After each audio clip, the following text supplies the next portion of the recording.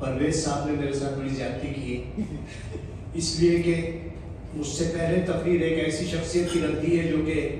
شخصیت کم ہے اور انسٹیٹیوشن زیادہ ہے، اور میرے بعد افطار کا وقت ہے، میرے سامنے 200 ایسے لوگ بٹھا دیے جنہوں نے صبح 5 بجے سے کچھ نہیں کھایا، تو میرے لیے تقریر کے لیے ذرا انہوں نے مشکلات پیدا کر دی ہیں۔ میں تقریر کی ابتدا کروں گا کہ جو ہم پہ گزرے تھے رنج سارے وہ خود پہ گزرے تو لوگ سمجھے،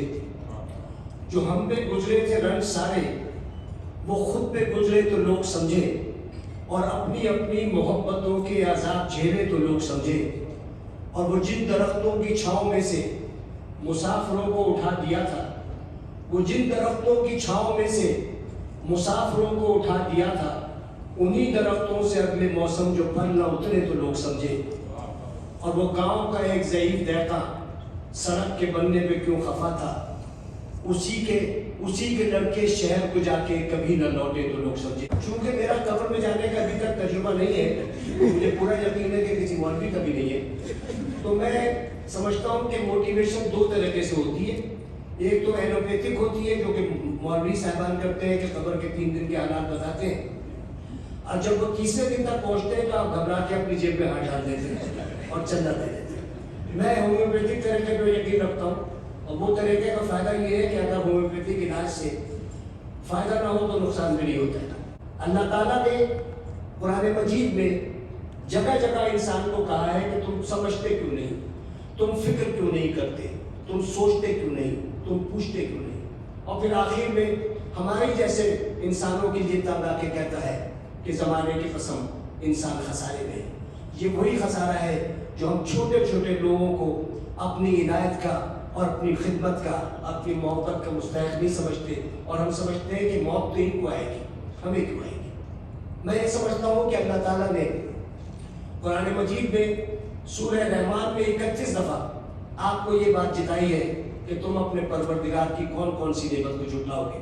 تم اپنے پروردگار کی کون کون سی نعمت کو جھٹلاؤ گے۔ اور اتنی ساری نعمتوں میں جو اللہ نے آپ کو دی ہے، ایک نعمت یہ بھی ہے کہ آپ دنیا کے اس خطے میں رہتے ہیں جہاں کے مساوات ہیں، آپ اس خطے میں رہتے ہیں جہاں کے ہیلتھ کیئر ہے، آپ اس خطے میں رہتے ہیں جہاں کے تعلیم فری ہے، اور آپ اپنے بچوں کو ایک اچھی تعلیم دے سکتے ہیں کہ تم بے سہارا ہو تو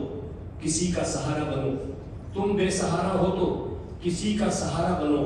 تم کو اپنے آپ ہی سہارا مل جائے گا، اور کشتی کوئی ڈوبتی پہنچا دو کنارے پہ، تم کو اپنے آپ ہی کنارہ مل جائے گا۔ تھوڑے ہنس کے زندہ رہنا پڑتا ہے، ہنس کے زندہ رہنا پڑتا ہے، اپنا دکھ تو سہنا پڑتا ہے، اور راستہ چاہے جتنا لمبا ہو دریا کو تو بہنا پڑتا ہے۔ تھوڑے پھول ہیں، کانٹے ہیں جو تقدیر نے بانٹے ہیں، اس میں سے تم کو حصہ تمہارا مل جائے گا، تم بے سہارا ہو تو کسی کا سہارا۔ السلام علیکم ویورز، اپنا ہوسٹ محبوب شیخ، ہمارے ساتھ ثانیہ سعید صاحبہ موجود ہے، رقیب ٹیم ستار اور محلول نساء۔ پاکستان میں ایجوکیشن اور ہیلتھ ایک بہت بڑا ایشو ہے، اس کو کیسے حل کیا جا سکتا ہے؟ دیکھیے، مستقبل قریب میں سے حل کرنے کا تو کوئی نہیں نظر آ رہا، لیکن کوشش ضرور کی جا سکتی ہے، اور انڈس ہاسپٹل اس کوشش کا ایک بہت بڑا حصہ ہے۔ کوشش میں ہی 6 ملین لوگوں کو ہر سال اچھی، بہتر اور مفت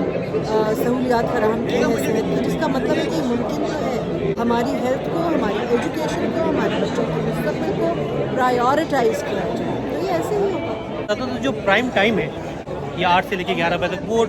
مختلف پولیٹیکل لوگوں کے ساتھ ڈیبیٹ میں گزرتا ہے، تو اس پرائم ٹائم میں ہیلتھ اور ایجوکیشن پہ کوئی بات نہیں ہوتی، آپ کے خیال میں اس کی کیا وجوہات ہیں؟ لیکن یہ ضرور ہے کہ یہ اس بات کی نشاندہی کرتا ہے کہ ہیلتھ اور ایجوکیشن آپ کی پرائیورٹی نہیں ہے، اسٹیٹ کی پرائیورٹی نہیں ہے۔ اگر ہوتے تو وہ یقیناً پرائم ٹائم پہ ڈسکشن کا حصہ ہوتے، اور آپ کے بجٹ کا بھی ایک بہت بڑا حصہ ہوتے،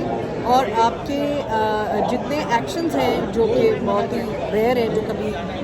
کوئی ایسی ہم ایکٹیویٹی دیکھتے ہیں جس میں واقعی ہمیں لگے کہ ہاں جس میں لوگوں کا مفاد ہے، تو وہ سب ڈائریکٹڈ ہوتے ہیں towards education, creating job opportunities and health facilities. تو اس کا تو یہ تو نشاندہی ہے نا کہ نہیں ہے آپ کی پرائیورٹی۔ بہت بہت شکریہ۔